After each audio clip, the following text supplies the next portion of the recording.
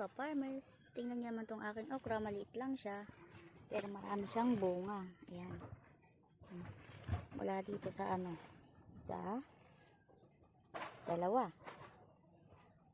tatlong dangkal yung puno niya at grabe yung kanyang dahon, sobrang lalaki ng dahon niya oh.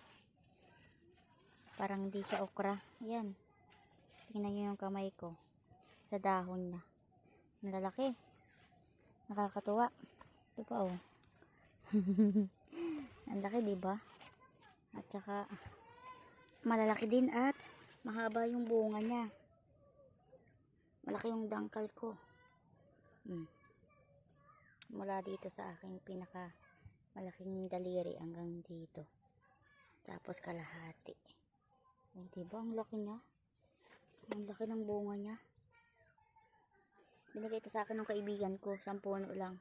Tapos yung kanyang puno, lumalaki siyang parang papaya. Ayan.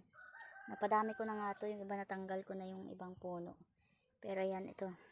Bago to kasi. Bagong tanim. Nagbunga na siya. Ang dami nang nakuha dito oh. Ayan oh. Nakuha na siya ng nanay ko. Pati dito oh. So ito. Siguro hindi na niya kinuha kasi magulang na. Ayan oh. Hindi pambinhi ko na siya. Dami ng bunga oh. Ang dami rin langgam. Ano kayang gamot sa mga langgam na yan? Dami ang bunga, diba? And thank you for watching and happy farming.